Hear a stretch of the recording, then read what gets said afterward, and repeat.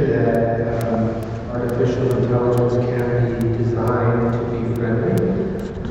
I think what is artificial intelligence? Well, it's really loosely defined and often misused. Take IBM Watson or Siri, which is really brute force calculation. It's really not artificial intelligence. There are two types of artificial intelligence. Artificial general intelligence and artificial super intelligence. Artificial general intelligence really just means that it's as smart as a human and can function intellectually as a human.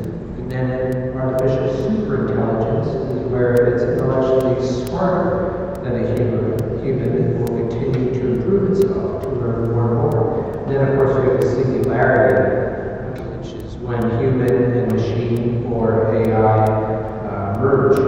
So we have proof of general intelligence, right? Our brain. And one pathway towards AI is figuring out how the human brain accomplishes this by studying the brain neural network. Or we can try to copy a particular human brain, as in the approach of whole brain emulation. Or we can use a purely artificial approach that may in fact beat these other approaches to the punch.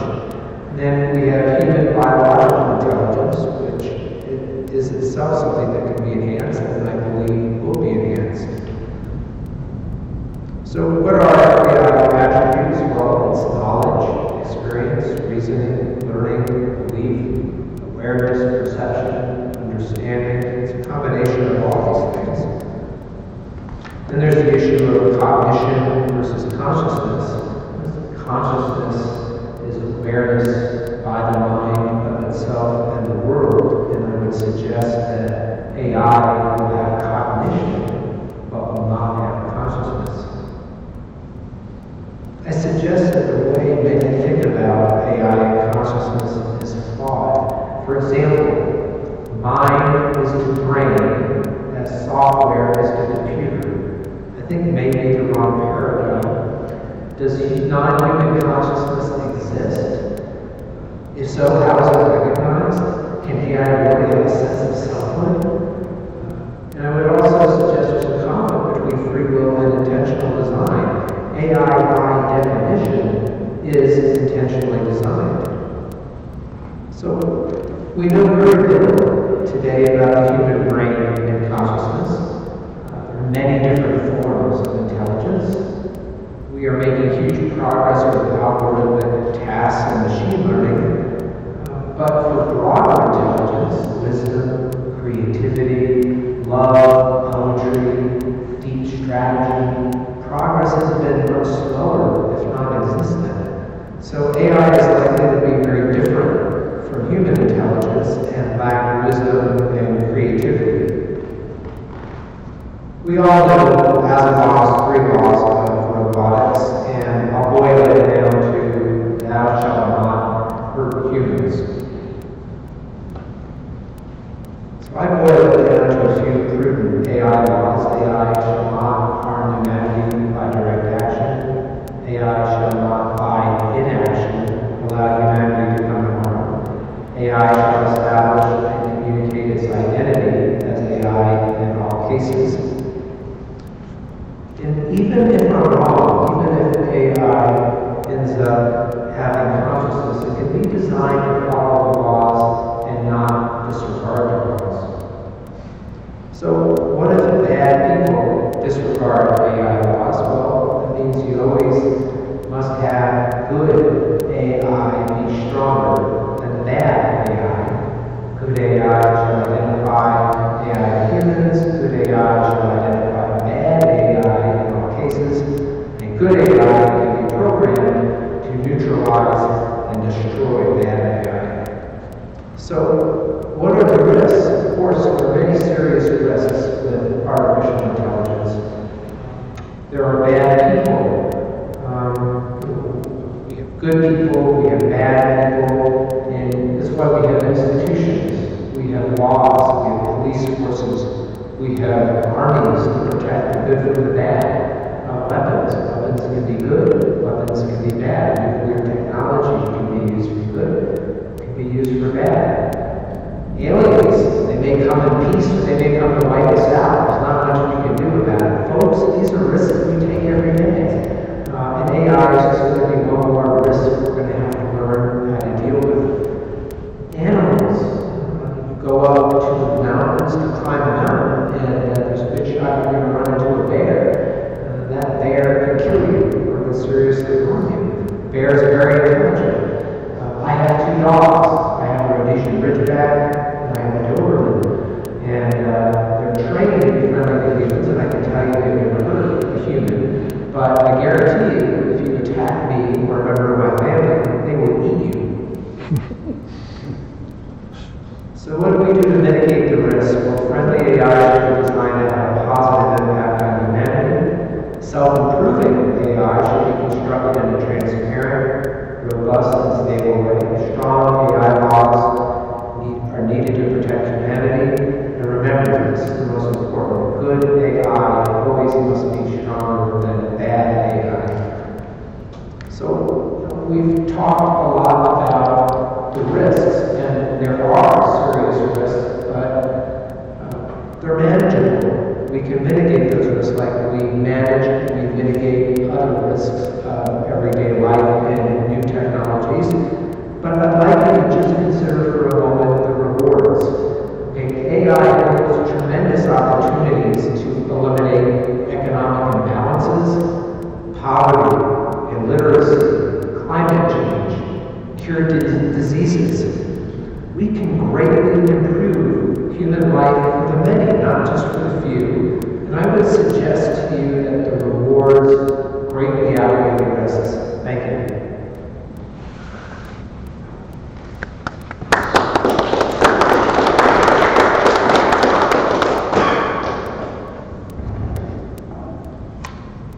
Thank you, Michael.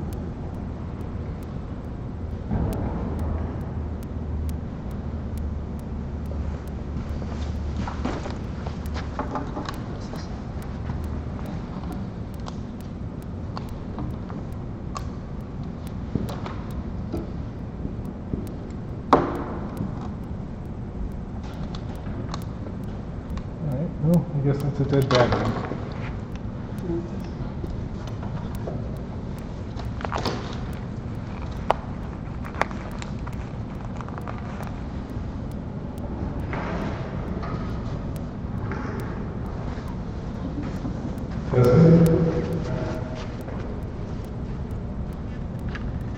Here's the clicker.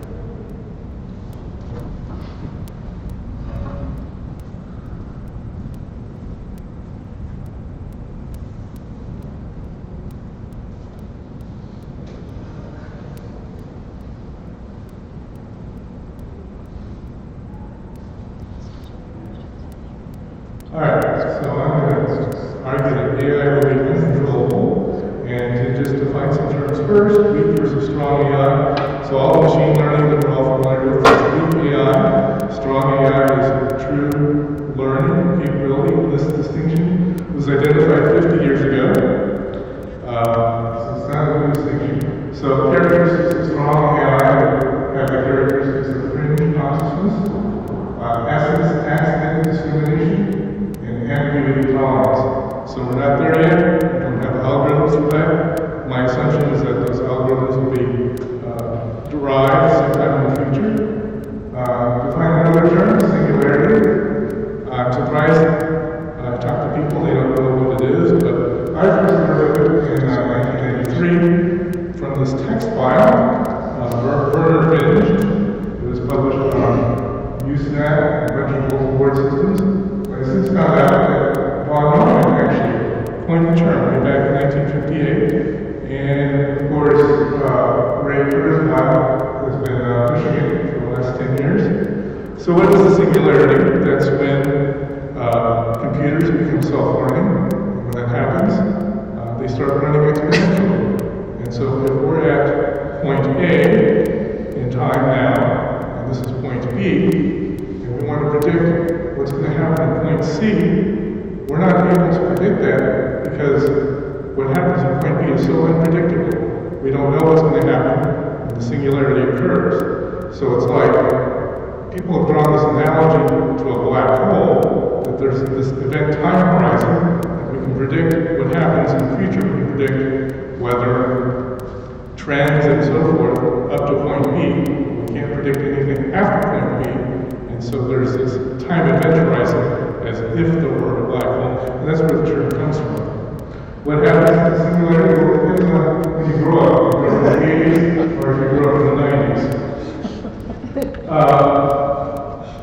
So we're talking about exponential growth, but what do we really mean by exponential? By the way, geometric is pretty much the same as exponential, it's just the discrete version.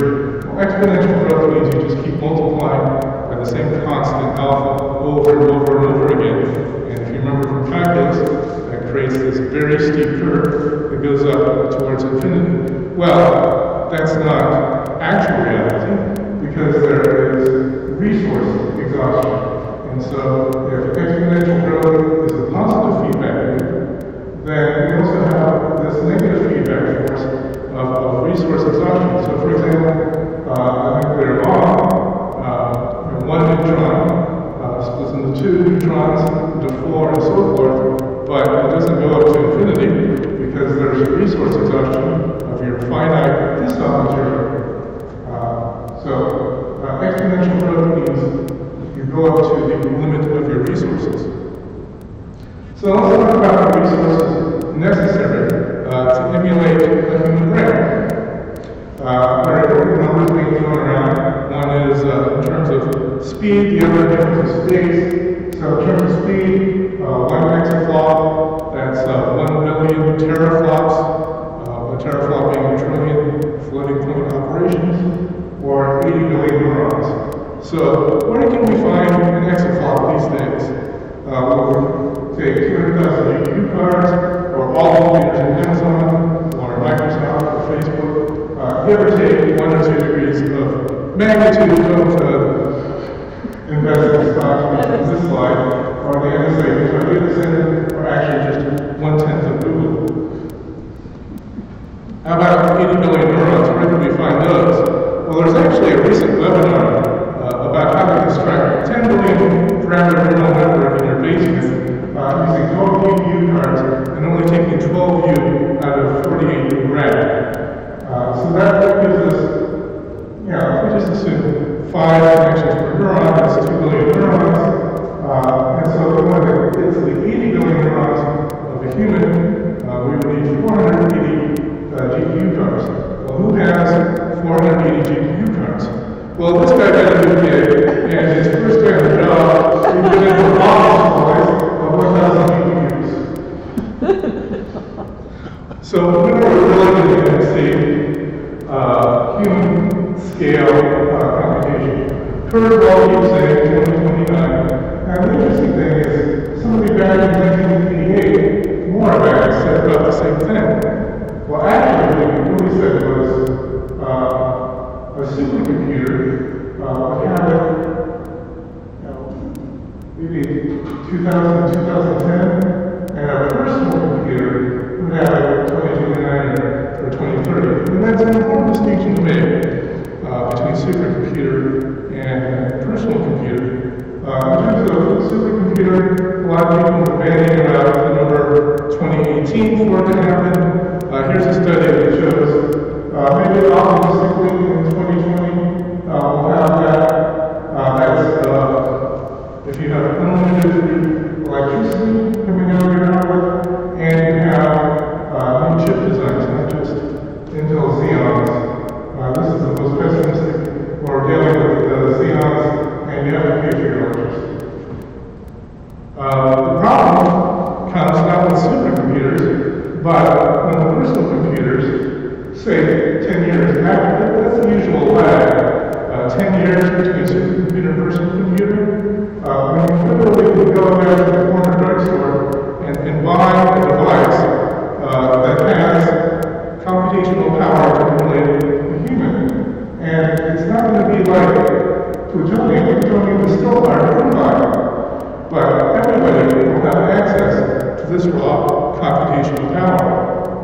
So for an evil AI to come back, you need 3 elements. I've talked about the first one. I'm going to talk about numbers 2 and 3 really quick here. You need a self-learning algorithm. This is the magic dust. It's my personal hunch. There's a magic formula out there yet to be discovered. The E equals MC squared. Now, it's important to distinguish. When I say self-learning, it doesn't have to be human intelligence. It doesn't have to be human consciousness. It doesn't have to be human soul. It just has to be able to learn on its own. And I like to use the standard, be able to program itself. And the distinction that it doesn't have to be anything like a human in every way. There's a common analogy in the AI world where we say, we're building an airplane, we're not building a bird from scratch. And this analogy goes back again to the 1960s. We also need recklessness. This is actually the US government doing an open air test. Downstream of one of these open air tests, not necessarily this one, there was a John Wayne movie being filmed, 200 casting crew, half of those came down with cancer, and half of those died from that cancer. So this is just recklessness from the government. Imagine the recklessness of every individual going to every corner drugstore and getting that human-powered computer and programming it, experimenting with viruses and so forth, as they do today.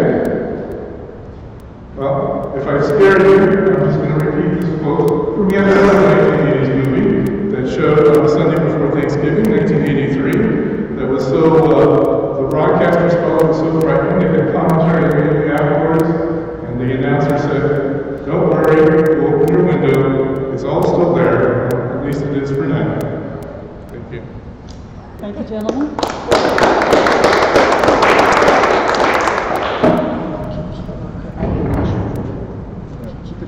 Why don't you take this?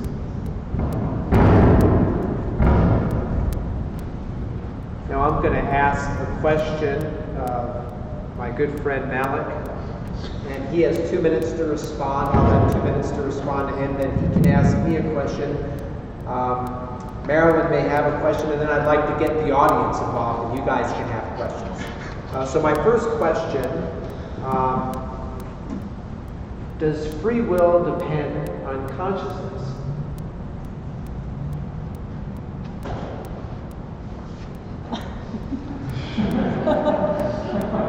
Free will depends on much more than consciousness, but you don't need free will at all for a self-learning computer.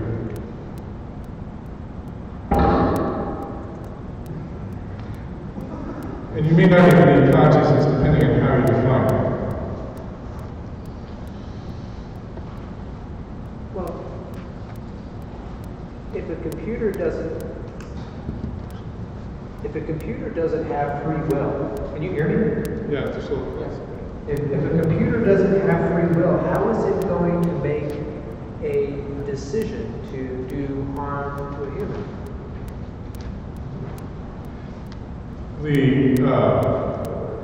The malicious boy in the basement with the corner drugstore computer can make that decision.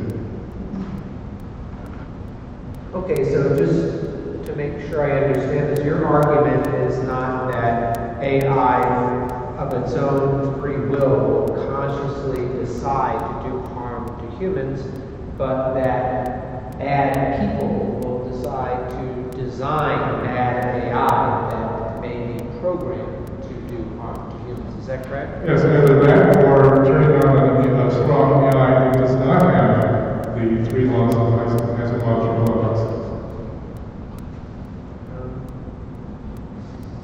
Okay, and would you not agree that good AI would be a stronger good AI would be able to defeat a bad AI? Yes, that is available. That is Kurzweil's argument that we don't have to worry about bad AI. He's the eternal optimist about AI. His argument is that there will always be a stronger good AI to defeat all the bad AIs.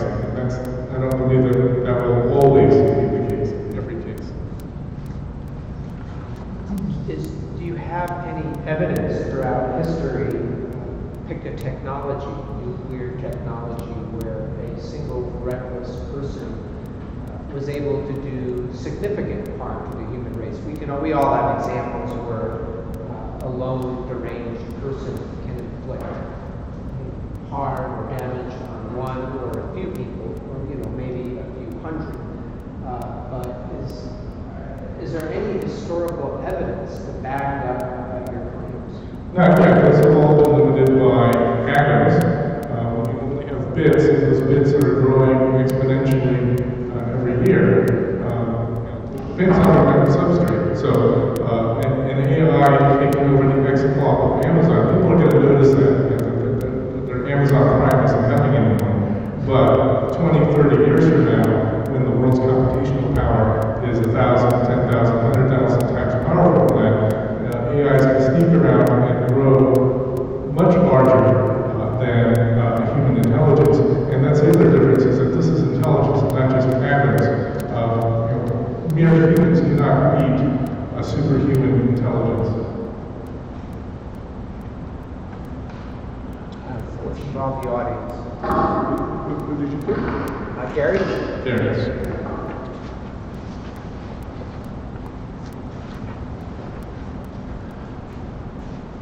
We're talking about intelligence here, and we don't have a clear definition of what both of you would consider intelligence. Can you please elucidate on this, on the definition? I think that's an excellent question. I'll go first if it's okay with you. I don't think we know very much at this time about the human brain, about intelligence. I think we're starting to find out that there are many different forms of human intelligence. And look at animals. Animals have a very different form of intelligence. Different dogs. I can tell you I've got two different breeds of dogs, and they both exhibit very different forms of intelligence. I'm not smart enough really to describe them to you, but I know them. And I know that they're very different. They have strengths and weaknesses, just like human beings. Different human beings have different strengths and weaknesses. Some of us are very strong in some areas of intelligence and weak in other areas of intelligence. But I would suggest that we know very little about that, and that's a part of the problem. I think we need to know a lot more. My point is that we don't need to know whether or not AI is intelligent. We just go by my definition, which is a computer that can program itself. So, comment on intelligence and question on what you're talking about. Is it to a specific person? Well, there's in general, I know a lot of people, like people on the internet, there are a lot of people who can't cast a Turing test. I'm sorry, say that again. There's a lot of people who go over your comments on the website, people who can't pass a Turing test. Oh, right.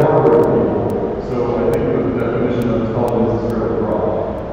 Secondly, in your points, you can see that there has to be a stronger good AI than bad AI. And the problem with evil and non-intent is that they don't look at rules. So how is good going to triumph over evil? So the question, you already conceded the point that there will be good and bad AI. I think that you have to be very careful right now when you're designing AI to embed certain laws and ethical values into the AI. One of them would be to detect bad AI, to disclose bad AI to humans, and some form of mechanism for good AI to either neutralize, mitigate, and if possible, destroy the bad AI. Is that ethical? Because right now, a word to kill a word is not ethical. If you release a word that attaches holes to another person's server, regardless, you're still modifying somebody else's property. That's apparently illegal. I think that's open to debate. We need to think seriously about these issues and attempt to come to some sort of consensus. I'm actually willing to concede that a strong AI will generally have the capability to beat bad AIs. I mean, we can look to the example of spam email right now. I mean, it's just an ongoing war, but the good guys have more resources than the bad guys.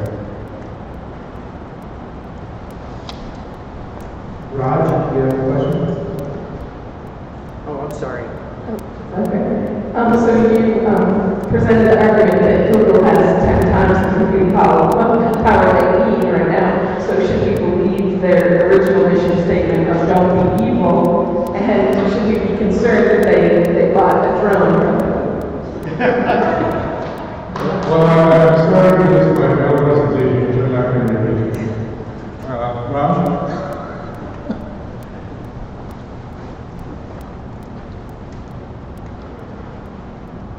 So I think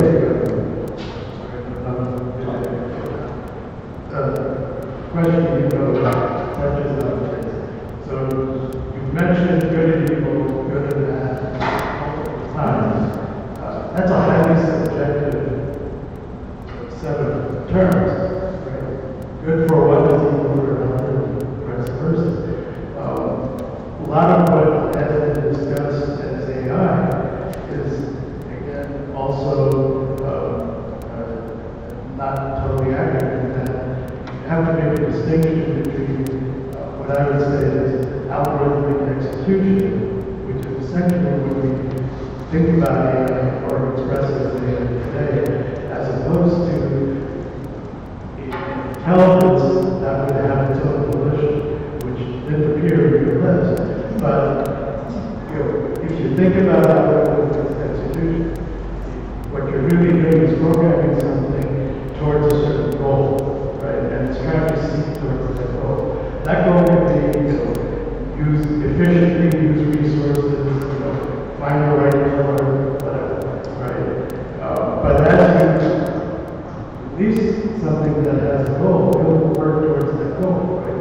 So when Michael comes in and says, well, eventually, if algorithms decide that efficient use of Earth resources means that they have to eliminate humans because they're totally inefficient, then his scenario will come true.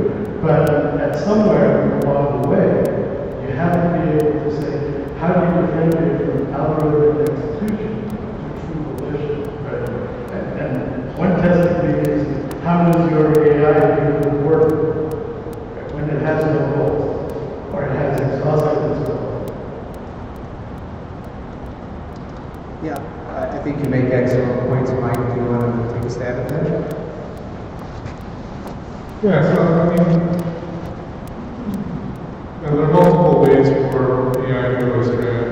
It could be a well-intentioned AI that didn't have proper implementation by mistake, has modules, or an AI that intentionally did not have as modules. Good versus evil. I mean, there are broad definitions. I think everybody can agree on. Number of lives saved versus number of lives intentionally taken. I don't know. I'm not sure if I'm answering your question. But I rephrase what you're saying. So if you think about all the examples of captions on the web, where you have to enter something. So captions on the web, you have to enter something Salesforce comment or whatever. So that's basically an algorithm that you have to defeat to be able to prove you're human. But there are already algorithms out there and people applying their resources to defeat the captures so that they can scan, and whatever else without any real interaction with humans. So basically there is the good AI, it's an AI, it's just a fairly simple algorithm, but then there is the bad algorithm as well. So if you scale that to the true AI type of scenario, then is that, what is that picture look like? I think is that more or less what you're asking? Because then you move from execution of relatively dumb algorithm to something more intelligent. And, I'm dealing with that on a daily basis. I was spending 30 minutes a day. Now Maryland is doing it for me. Reading the spam laws on the Data Science Association website. It used to be 99% of the traffic was spam bot, got down to 90%. And that's because there are generally more good people in the world than bad. So all the spam bot people in China and Russia and Ukraine, Maryland and I are defeating those because we're just putting in more effort to it. And I see the same situation in AI. As long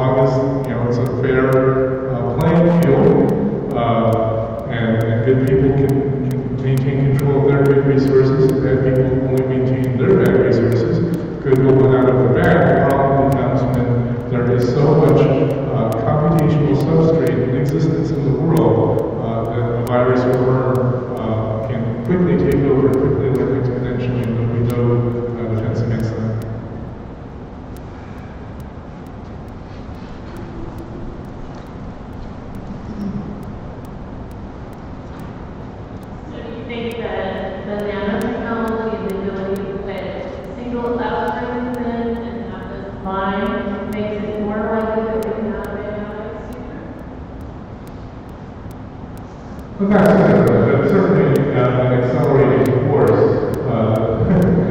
Instead of destroying raw centrifuges, nanotechnology has the great new capabilities, so that just increases its subterfuge.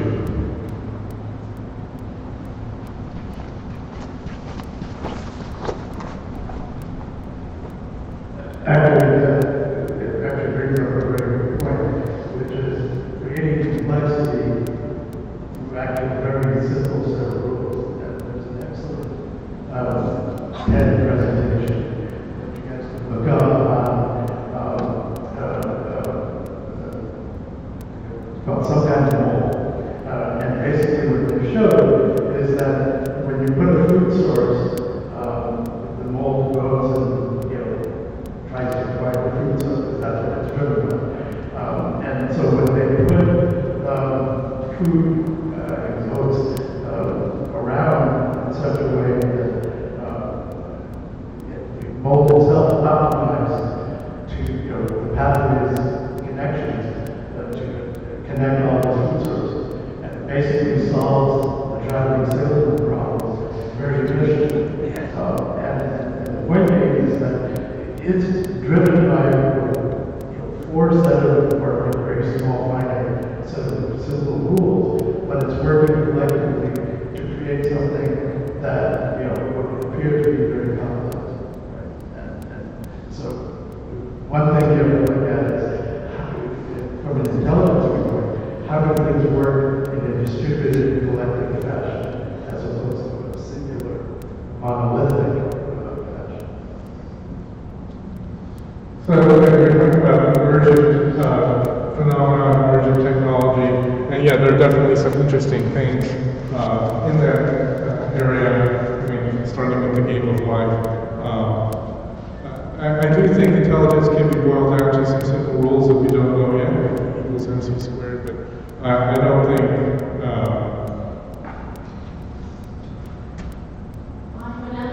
I don't think true intelligence has come from a collection of very basic rules, the type of rules in the game of life. So my next question on that would be, we have all this distributed computing today. What is keeping us from being able to have that learning capability in each of those machines?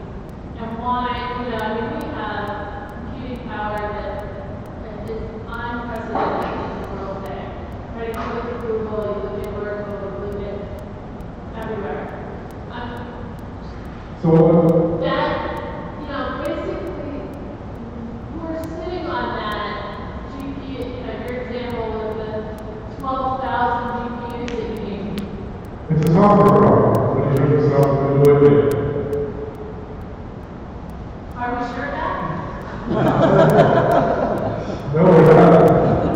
I think it's brute force versus cognition, and I think we're making incredible progress with algorithmic tasks with machine learning, which is programming the system to teach itself as new data comes in. But we still haven't hit cognition, let alone consciousness. So I think we'll reach artificial intelligence when we hit cognition. I don't believe that artificial intelligence will ever hit consciousness, but I could be wrong. So that's what we're waiting for. Right now, it's just brute force. As I frequently tell Michael in our private debates, it depends on how you define consciousness. I mean, we can say that a Linux demon is conscious because it's running continuously and making decisions. So you just add a bit of intelligence or self-learning to that. And again, the definition I keep using, the ability to program itself. You have the ability to program itself. The software that does it and it's running continuously. It may not be human consciousness, but it's good enough. It's the airplane that I was talking about. So how much longer? I have a question. Sure. Do animals like dogs have consciousness? And in the sense that they have continuously running processes, yes. How would you define consciousness?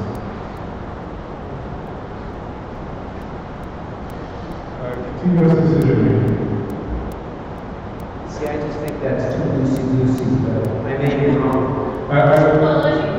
let's rephrase this. You take any machine and you have, or you can take one of the systems that we have today and be able to see that they have the sort of capability that they'll actually learn to pick up something or be programmed to be able to pick up something. But the question is, where does that differentiation come in, that it becomes artificial intelligence to the point that we actually are moving to a significant level that doesn't, that would actually mimic a person, right? That's where it becomes more interesting. Right, so something that's, for example, something that's continuously trying to classify images is not intelligence because that's the framework that's programmed by a human to do so. Again, I'll go back to the definition. The computer can program itself to do different things. That is what I'm afraid of. Well, I mean, a lot of our STEM stuff actually is learning, right? It actually learns to counteract what's introduced in words and machine and language. Right, that's a continuously learning, machine learning process that's a specific task programmed by humans. It's not breaking out of its mold. Right, we deal with bad people the way we deal with bad people. I mean, thank God, most people are good. Maybe a Pareto principle, about 80-20, 80 good, 20 bad.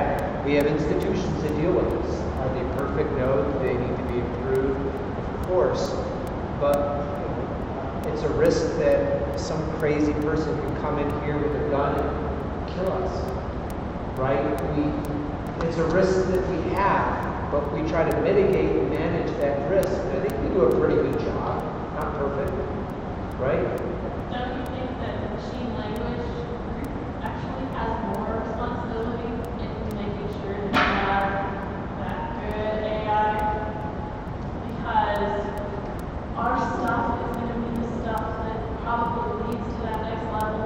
Yeah, I think we need to be really careful about designing it the right way so that it's friendly to humans. Again, in my presentation, I went over the laws that I think that we need to have.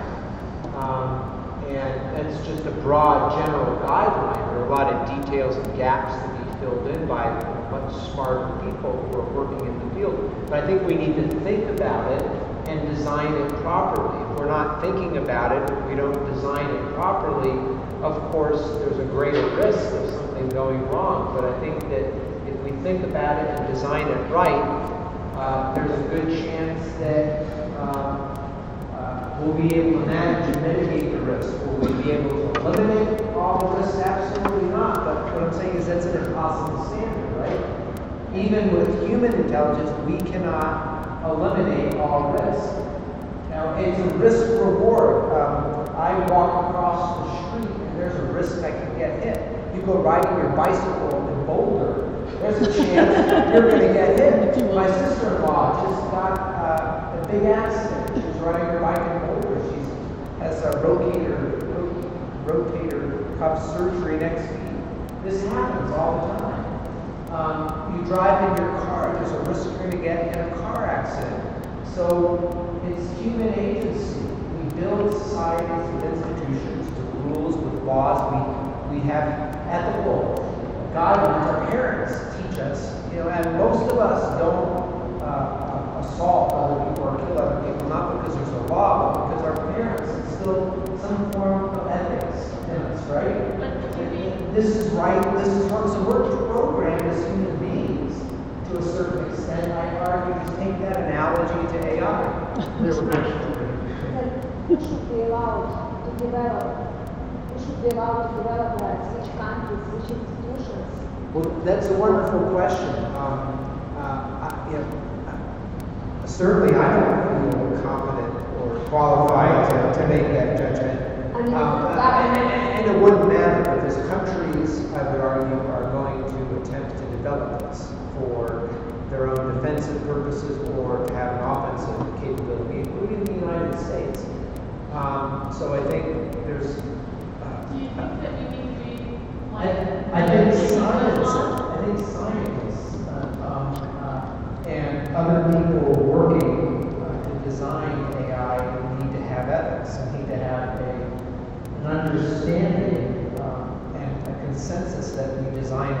properly. That's what I'm arguing.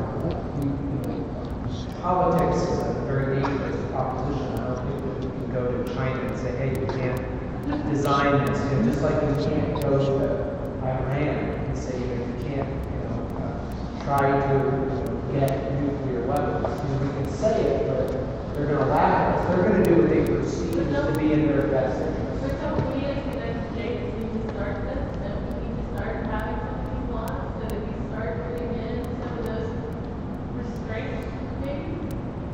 Well, is now the time to do that before we get to yes, but I think there are practical considerations. I mean, I think first, again, I go back to this analogy when I'm a little boy, my parents are teaching me values.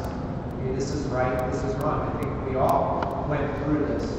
And so you have to take steps. I think first, we need to gain some sort of consensus among scientists, among computer professionals, data professionals, data engineers, that this is an issue we all need to be thinking about as AI evolves. And we need to design the AI in the right way to be friendly to humans. Then we can move up to the political realm. I think trying to go to Congress right now and suggesting that laws and regulations be passed for something, an AI that hasn't been developed yet, it's really just a theory that we know about. Won't get you very far. Me, and I actually think that there's more AI than we really recognize. And I think there's more AI that's out there that exists. And a lot of it went underground, right? A lot of it went underground in the 80s and 90s because there was a lot of fear factor that came out. But do you have any evidence to back that up? There's certain, I mean, I do think you can see some of those things with Google, Google's learning capabilities, their machine learning capabilities. You can even look at Amazon's machine learning capabilities in their websites, right? Those kinds of things start indicating that there is more learning happening than we would like to admit as data engineers. I think that we run this risk, right? That we shoved it under the covers a lot. See, again, And I mean, and now it's all algorithms, we can reasonably agree to disagree about this. But I argue that true AI, you need to have some form of cognition. You just can't. Algorithms are simply human directed goals. That's not artificial intelligence. Now, maybe I'm wrong. That's just my own definition. Machine learning may be a form of artificial intelligence in the future, in that, as Michael says, it's programs, systems teaching itself to program. I don't think it's there yet, but I think it's coming very soon. But we still have a lot of work to do. And again, I'll go back to my argument, human intelligence, we have institutions, we have laws, we have courts, we have police forces, we have armies to deal with bad people. The same institutions will need to be created to deal with good and bad AI. Any other questions, and we should wrap it up, Roger? So, sorry, this can be an endless debate, obviously, but I think, the discussion you just had and the question you posed is what is consciousness, right? So, real AI, right, needs to have its own volition to begin with. I call it cognition, but same you can thing, call doesn't it matter. But the main thing is, over and over, you keep saying, well, it has to be friendly to humans. Any AI that actually will be friendly to humans is not true AI, because true intelligence has to be acting out of its own self-interest. It has to be egocentric, right? I challenge that. Well, everything around the world in nature works towards self-interest of self-preservation and self-propagation, right? That's how evolution works. So if you are actually thinking about the introduction of true AI, right? True a cognizant AI, then its first directive would be for self-preservation and self-propagation. It has to work through its own egocentric needs. If out of that as a side effect it happens to help humans or whatever, that's great, but that's not the prime directive, right? Yeah, I respectfully disagree with some of your assumptions. Well, you could but yeah. I mean, There's still value to R2D2 with the restraining bolt. What's that? There's still value to R2D2 that has the restraining bolt on. Yeah, but You then have to take it off to realize benefits. look at animal behavior. I think that there's all sorts of evidence of cooperation. I think even within humans, there is evidence of altruism, of cooperation, in addition to self-interest and aggression. So I'm not saying you're entirely wrong. I'm saying that there are many competing. well, you could separate that from the exceptions to the rule as opposed to the general rule, right? So I mean, we just went through, algorithms and testing of how to find patterns where, you have a 90% dominant behavior, right? So altruism and all that, that's an exception, not the general rule, right? Maybe. Any other questions? Gary, I see that your head is spinning. One or two more and then we'll wrap up. I'm refraining. All right, everybody, thank you. See, that's a mark of intelligence.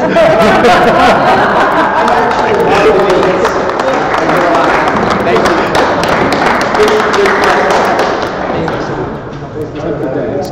Integrated information theory. Probably lose a lot of credit. Nice to see you.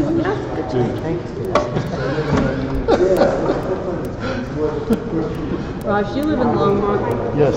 Do you live out by the airport? Near the airport. I do. I have a friend out there. Yeah. My cell phone doesn't work. Yeah. So Mike and I are saying, Good questions, Raj. We got to go out for beers. I mean, we can debate this endlessly. And, I don't have all the answers. Well, it's good that you wouldn't be telling us. By the way, we got the. Oh, good. So we need to. Yeah, we need to talk. So I brought some stuff that we need to go through. Okay. So. You want to do it tonight? Yeah. I'm hungry. I didn't get it. I don't want too much. Maybe something light. Hey, good question. Really good question. Yeah. I hope you like. Hi, nice to meet you. I'm Michael. Nice, I'm Jennifer Brendel. Nice to meet you, Michael. Good questions, guys. Yeah, lots of fun. A fun debate. Yeah. Does it make sense? Yeah. AI cognition, slightly more. Yes, I agree. I mean, I've heard what you're calling consciousness, I've heard called metacognition, that, thinking about thinking more than, well, you should go look at the. I guess consciousness is knowing that the algorithm would need to know it existed. But what it is, it's a single cell. It's interesting. I'm just starting to learn about machine learning, but it does sound much more like, with forward training and everything, that's not true. I kind of agree with the proposition that that's not true AI. Yeah. But it's all done. But I think so probably be some What you're saying about having intent or no kind of I'm not sure Well, so that's what I said. So it's really. That you disagree with the whole neural network idea is not necessarily the Well, I like the question about nanotechnology too. So if you look at all these, I've been watching Michael's Mr. but a lot of them have terminal states. And once you enter that state, you determine that the class is there, and you don't go to any other state. So, if you end up in that state, Yeah, Yeah, because you could, Dogs will- spirituality questions and everything, because our mind exists outside the body. Our mission has to do it. Right, but so you see like the games where you gotta go hunt down the intelligence on that. So it's like, I can't hear So that's where the question Yeah, starting point I would with agree all with your argument that altruism figure out where isn't mutually exclusive from intelligence. Thank you. You articulated it better than I did. Now, Exactly. I did a research paper on altruism about 4 years ago. It's what if you absolutely use AI a religion. applying it to what happier characters based on they are happier when they find out that's my point. but it doesn't matter how they achieve the goal achieve it when they can use the various behaviors strategies that would be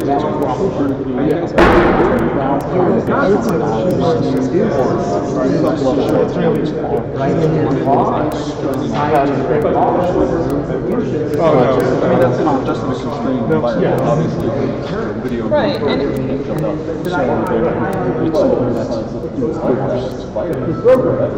So my argument again is